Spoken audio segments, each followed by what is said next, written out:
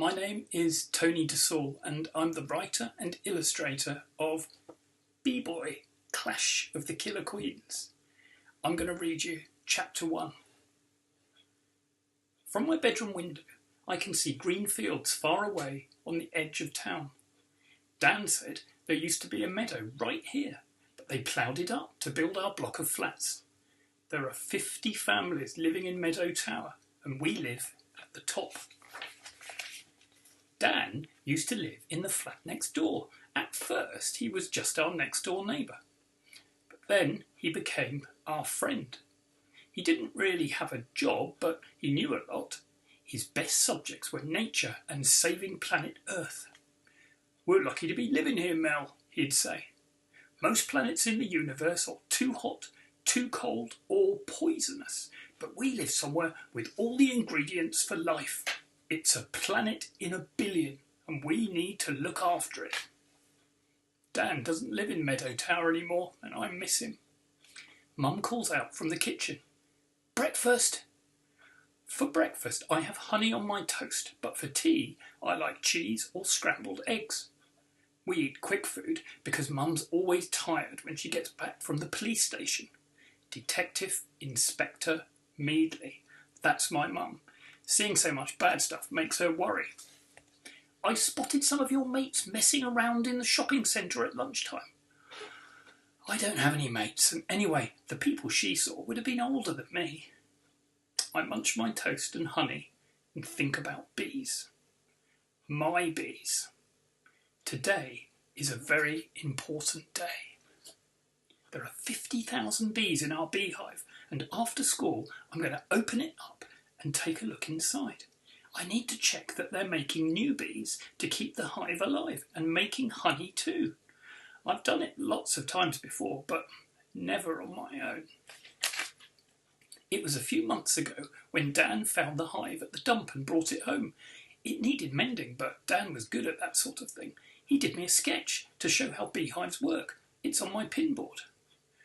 "You're going to be a beekeeper," he said. "It's important work, but it'll be fun." And it was fun. Brilliant fun. I was hooked immediately, and I've been bee crazy ever since. "We'll give the bees a home, and they'll give us honey," Dan said. "Like rent?" "Yeah, sort of," he laughed.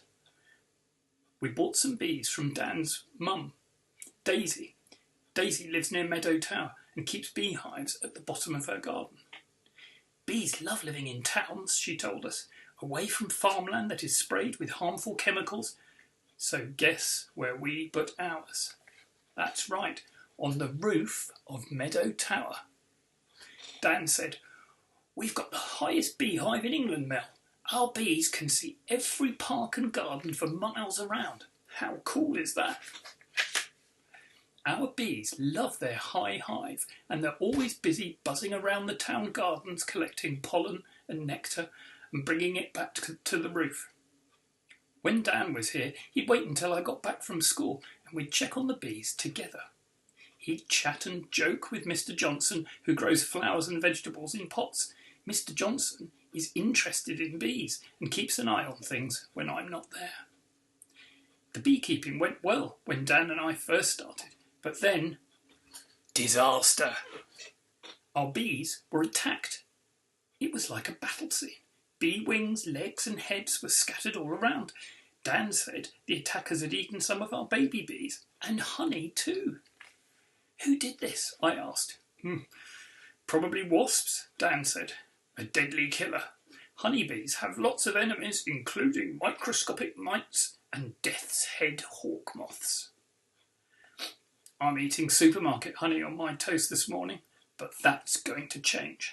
Dan left the hive and the bee equipment, and today is the day when I take charge. If my bees are happy and healthy, I'll be eating Meadow Tower honey in a few weeks.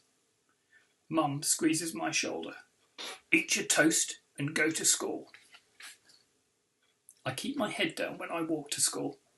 "Don't draw attention to yourself and people won't bother you," Mum says. The kids at school don't get it.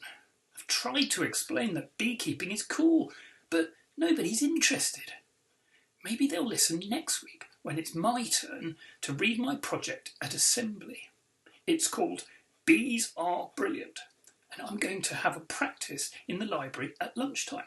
Mrs. Gashgori, the librarian, is going to listen and offer advice. Mrs. Gashgori says the whole school will be bee crazy after my talk. I'm walking up the school steps. Melvin Meadley, here, please. It's Mrs. Welks, my teacher. Ben Fleming is ill, she says. Yes, miss. So instead of Ben, you will read your project at this morning's assembly. I've got to read my project today? But I'm not. I haven't practised it. Nonsense. What's it about? Bugs or something? Mrs. Welks asks. Then, without waiting for an answer, she heads for the staff room. Oh, you'll be fine. Come up on stage after register, she shouts. But maybe this is my chance. My project is written, and I've even got my beekeeper's suit in my backpack. I was going to show it to Mrs. Gashgori at lunchtime. I think I'm ready. The registers have been called. This is it. The whole school is waiting with excitement to hear my project, but I'm trembling as I step onto the school stage. My beekeeper's suit has a hood with mesh at the front to keep bees out. I can normally see okay, but the hall lights are very bright, so I'm walking like a nervous zombie. 300 confused faces stare up at me. And now Melvin Meadley is going to give his talk about... Mrs. Welks peers down at her notes. Bees. Quickly, Melvin, step forward. Nobody claps as I make my way to the front of the stage. I clear my throat. Good morning. Some of you may already know that I am a beekeeper, and today I am going to tell you all about my bees. For human beings to stay alive, we need plants to eat, but plants need bees to pollinate them so they can reproduce and make more plants. That is why bees are so important. No bees, no world. Phew, it's going okay. They seem interested. Even the new girl in our class, pretty cool. Excellent. But honeybees are in trouble.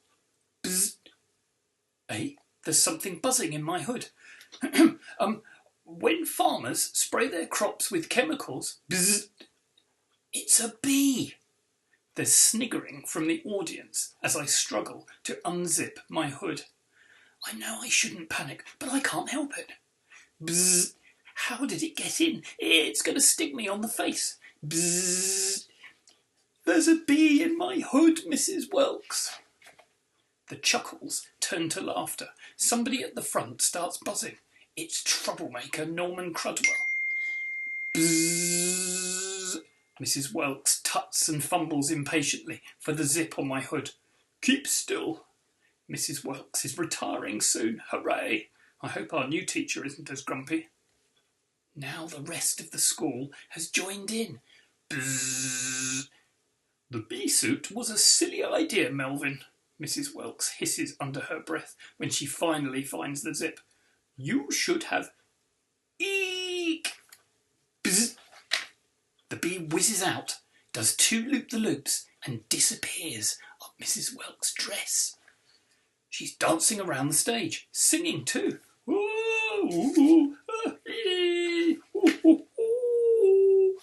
The 300 faces are now staring at Mrs. Welks' pants. Zip! She's been stung on the bottom. Ow! Crudwell snorts with joy. Nice one, bee-boy. Bee-boy? Where did that come from? Seconds later, everybody's chanting. Bee-boy, bee-boy, bee-boy, bee-boy. Oh, disaster. Pretty Cur has joined in too.